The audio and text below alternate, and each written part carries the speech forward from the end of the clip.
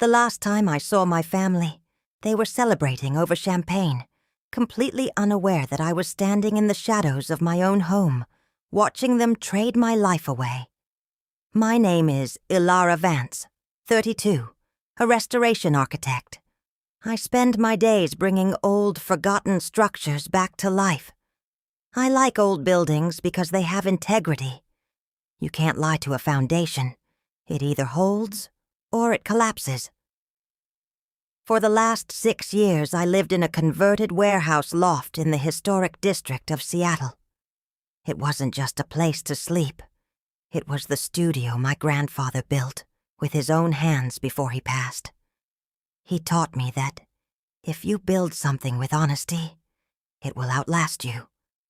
After he died, the loft became my sanctuary.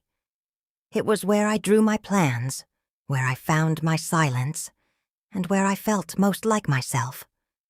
In my family, I am the quiet success. My parents treat my career like a hobby they're waiting for me to outgrow, while my younger brother, Julian, is treated like a genius who is perpetually on the verge of a breakthrough. He's been in the tech industry for 5 years, burning through angel investments and pitching apps that never launch. My parents talk about him like he's a golden idol. They talk about me like I'm a piece of furniture they're surprised hasn't worn out yet. The dynamic was simple. I was the reliable one. I helped with the family taxes. I covered their emergency bills. And I never complained. But 3 months ago, I left for an architectural research fellowship in Kyoto. I needed the distance. I needed to see if I could be someone other than the family ATM. When I landed back in Seattle, I headed straight to the loft, craving the smell of sawdust and old brick. But as the taxi rounded the corner, my heart hit the floor. The building was encased in scaffolding. Heavy-duty construction nets hung like funeral veils. A massive dumpster sat at the curb, filled with debris that looked suspiciously like the custom mahogany shelving my grandfather and I had installed. I rushed inside. The lobby was stripped. The beautiful hand-carved mailboxes were ripped from the walls. I found the site manager, a man who didn't even look up from his tablet. "I'm Ilara Vance," I said, my voice trembling. "Unit 4B. That's my home, my studio." He tapped his screen, unimpressed. "Unit 4B is part of the full-floor demolition for the new luxury condo conversion. New owners took possession last week. All your belongings were moved to a third-party storage facility." My phone buzzed. It was a text from my mother. "Ilara, don't be dramatic. We made a strategic business decision to cover Julian's bridge loan. The loft was just sitting there, unused. You can work anywhere, darling." I didn't call. I didn't scream. I felt a cold, sharp clarity wash over me. I drove to my parents' house. They were hosting a dinner party. I walked straight into the dining room, my coat still on, charcoal dust from my travel bag smudging my sleeves. "Ilara?" my father asked, his wine glass mid-air. "You're home early." "You sold my studio?" I asked. My voice wasn't loud, but it stopped the room. Julian, sitting at the head of the table, didn't even look up. "It's not personal, Ilara. It's an asset. I have an IPO coming up, and I needed the liquidity. You weren't even here." My mother smiled that thin, practiced smile. "You're being difficult, as usual. We're family. We share." "You didn't share," I said, looking at each of them. "You stole." I turned on my heel and walked out before they could frame their next excuse. I went straight to Sloan, a lawyer who specialized in property law and high-stakes fraud. She didn't offer me tea or pity. She just opened her files and said, "Show me everything." As she scanned the documents, her eyes widened. "Ilara, your parents didn't just sell the loft. They forged the transfer deed and they bypass the heritage easement your grandfather put on the interior structure. What does that mean? Sloane looked at me with a grim expression. It means they sold a shell, but they had no legal right to touch the interior or the restoration work you did. And because your grandfather placed the interior improvements in a separate legal trust for you, they just committed a felony. Sloane was a shark in a tailored suit, and within 24 hours, the strategic business decision began to crumble. She didn't just fire off a cease and desist, she filed an emergency motion to halt all demolition and initiated a fraud investigation regarding the forged deed. The next morning, I stood on the sidewalk outside my building, watching the demolition crew stop mid-swing. The site manager was on his phone, looking ashen. Then a black sedan pulled up, and my parents stepped out, looking more annoyed than panicked, until they saw me standing there with Sloane. My mother marched over, her heels clicking aggressively on the pavement. "Ilara, stop this madness immediately. You are holding up progress for your own brother. This is just a misunderstanding about a paperwork technicality." A technicality? Sloane stepped between us, her voice calm but cutting. Forging a signature on a deed that transfers interior rights, which were held in a protected trust, is not a technicality, Mrs. Vance. It's a felony. My father finally looked nervous. "Now, hold on. We are a family. We can work this out." "You already did," I said, my voice cold. "You decided my history was worth less than Julian's runway." Julian climbed out of the car, his face flushed with genuine stress. "Ilara, be reasonable. I have investors flying in tomorrow. If they see a construction stop order on the property, they'll pull their funding. I lose everything. You don't want to be the reason I fail."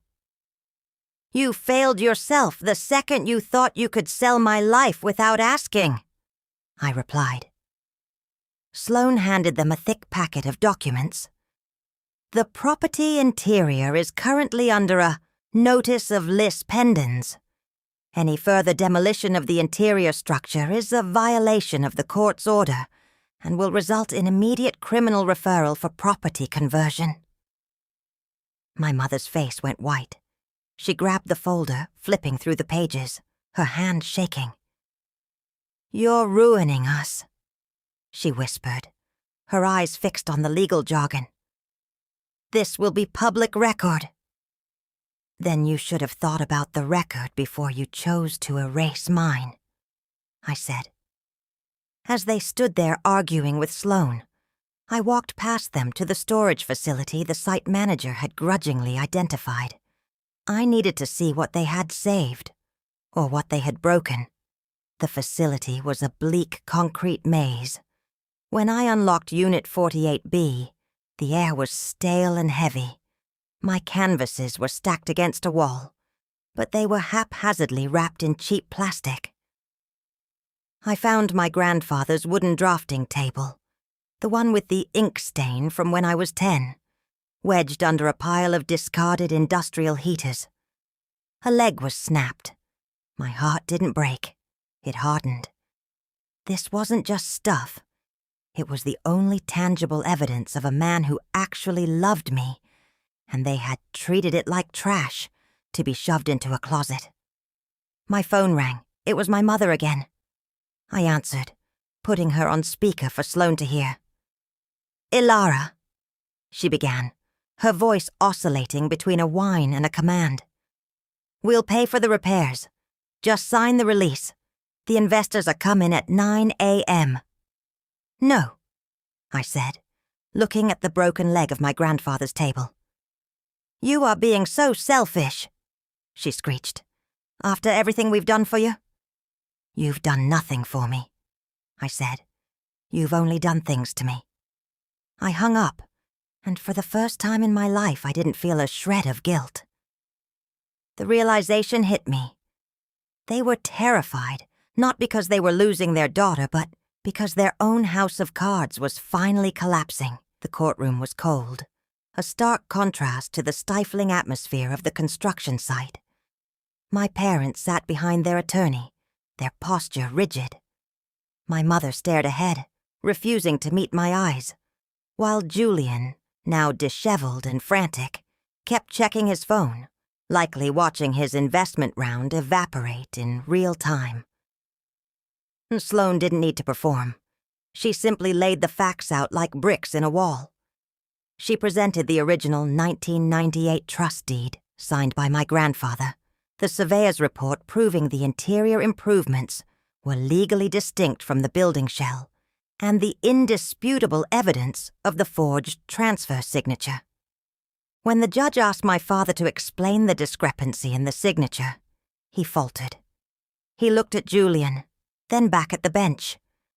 But there was no strategic answer left to give. The judge's questions grew increasingly sharp, focusing on the intent to defraud and the blatant disregard for the heritage easement. When it was my turn to speak, I didn't yell. I stood up and addressed the court with the same precision I used in my architectural blueprints.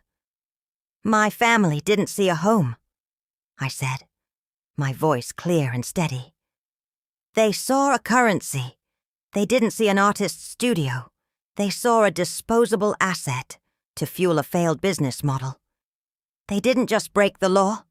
They tried to break my connection to the only person who ever believed in my work.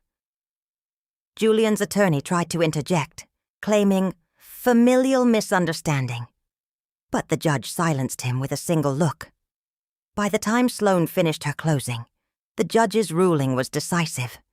He granted a permanent injunction, voided the sale of the interior rights, and ordered an immediate criminal investigation into the forgery. The courtroom fell silent as the gavel fell. The loss was total. My father's firm was hit with immediate litigation from his own investors, and Julian's tech startup was officially declared insolvent by the end of the day. Outside, the rain was falling over Seattle. My mother tried one last time to corner me, her voice shrill. "How could you let this happen? You've destroyed your brother's future." I looked at her, really looked at her, and realized she was just a woman terrified of losing a status I no longer cared about.